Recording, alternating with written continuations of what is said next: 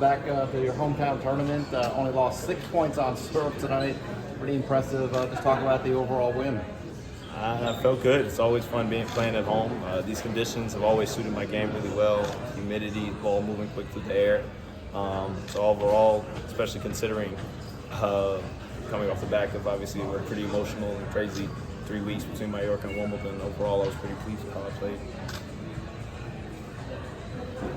Just in the last couple of weeks, how much have you tried to balance, like pushing yourself, resting, and then looking at the long term? Well, when I first came back, I gave myself about 3 or 4 days to just kind of not do anything and just kind of live in it for a minute. Yeah. And then starting last Monday, I got back in the gym just to try to start up my routine. Wanted to let my body rest as well. So I got in the gym on Monday.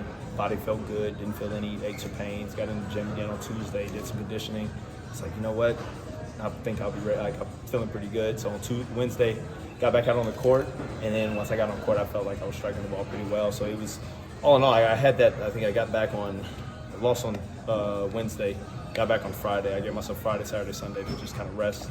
And then coming up Monday, Tuesday, just did gym. Felt fine in the gym. Got on the court on Wednesday, and I've been on the court ever since. So, I mean, that was kind of my window of time to just kind of live in it and rest a minute, give the mind and the body a break, and then jump back on the court, and been in a pretty good routine ever since. I think it was the fifth game, the second set. You had a couple backhand winners that you seemed pretty happy about, or smiling yourself. You seemed like you're really enjoying yourself in this moment. Yeah, I mean, I think I've really been enjoying myself over the past few weeks, and I think that's probably been a big contributing factor to the success. I've gone through phases in my career where I was super serious and super hard on myself, and I think I've realized that I play a lot of my best tennis when I'm just kind of enjoying it, good or bad. I'm just kind of smiling out there and just trying to, just have as much fun as possible. And I think that's probably what you saw at those points. Chris, I cool to have Cam Newton here, Westlake brother. Yeah, Washington night, brother. That was cool. That was cool. I knew he was coming, so when I got on court, I didn't know he was going to be there right at 7, which was really cool. I looked up as soon as we walked on court, and I could see he's a very distinguishable figure. Yes. So when I looked up and I saw him, I was like, wow, he actually came. So that was really, really cool. And you didn't want to hit Andres. Talk about that shot where you. That's a shot that you could have had it, but you didn't. I think if I'm not up a break, I'll probably go right at him. Yeah. And he knows it. That's why we had a nice little exchange. We practice together all the time, so it wouldn't have been any surprise. But I mean, it's especially considering the score, it's a big point, back and forth game, the deuce that game, getting the second break is always important. And I had that backhand, and I wanted to just tattoo it right up the middle, but elected to try to go around and missed it wide, and he gave me a nice thumbs up afterwards to say good shot. So, yeah, that's all that was. I think it's the scoreline. Maybe it's a little bit closer. I maybe take a different approach, but, we luckily I was able to. I think I lost that game anyway, but at the end of the day, I was able to get the match. Chris, you come here from Europe off of the best run of your career. What is the confidence? How does it feel on court different with all of we had 9 wins on the trot, I think, there with the title in Mallorca and then the quarterfinals at Wimbledon?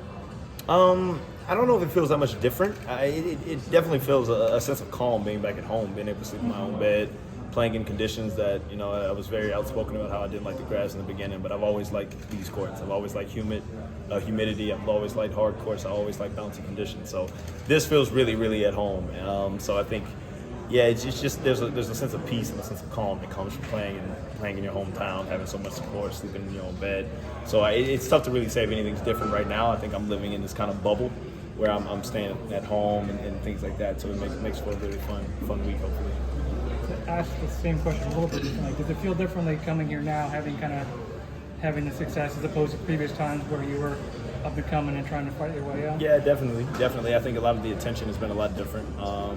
Just little things like realizing I probably can't just walk to the stringers like I've done for the past however many years I played this tournament. I tried that a couple days ago and I got stopped a little bit. But other than that, I mean, I've always gotten great support here.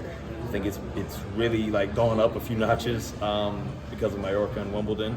But at the end of the day, it's a pretty good problem to have. If that many people want to come out and support you and really want to see you do well, you can't really ask for much more. Chris, can you speak to the growing diversity in this sport?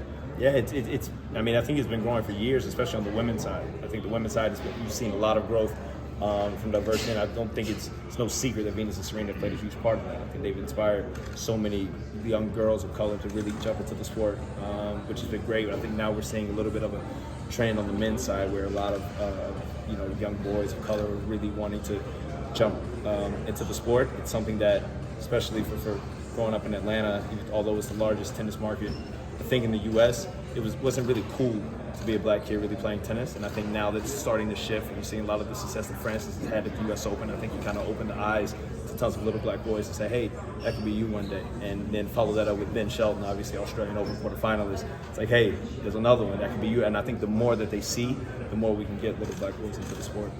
Chris, you said in Miami that when you made the quarters, that you wanted to really try to be consistent. How Yep. proud are you to be consistent, but also on another service? Yeah, I did say that. I remember it, and I'm overall I'm very, very pleased with the consistency that I've shown. It's always been something that I've struggled with throughout my career. I could have hot and cold weeks or hot and cold matches, but I think now I'm kind of hitting my stride and being able to put together quality wins every single week.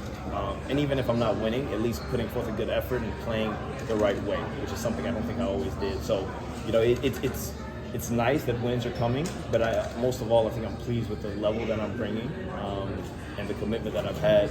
So, like I spoke about, a lot of the small details, just staying consistent with those things. That's probably what I'm most pleased with. Yeah, I think, and obviously the wins are nice, but I don't want how I feel on the court to be predicated on whether or not I'm winning or losing. It's more so just about like, hey, am I doing the right stuff? If I am, good things are going to happen at some point.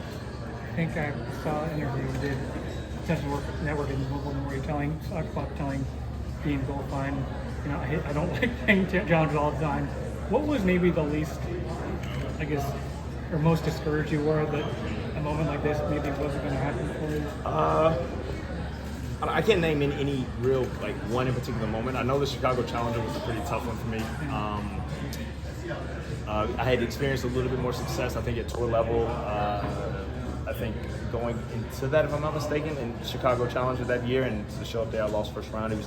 That was a point of just, I think, frustration. But I've had that moment, frustration, numerous times throughout my career. There's so many times in which I've said, like, oh, I want to be out of the challenge. I want to be out of the challenge. But I think up until last year, it was just a kind of a lot of words and hoping. And I think after that frustration in Chicago that I felt, that I said, all right, I got to change something. I got to start.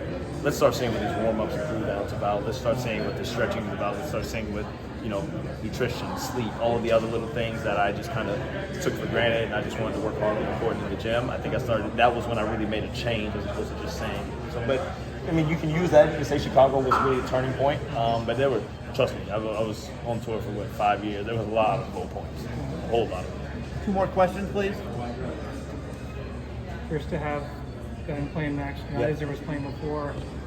Obviously, a lot of Atlanta people in the stands. Kind of what does it mean to you to be a part of an event like this? It's really cool, really cool. When I saw the schedule and I saw John before me, I was coming up and then Ben to follow. I mean, that's what you dream about. Like, especially I think the crowd. Hopefully, they were able to get their money's worth. To have a lot of people to support in back-to-back matches.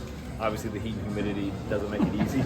But those fans who stuck around, I really feel like they got their money's worth, and they really enjoyed it. All right, last question. Someone? Cool. Go.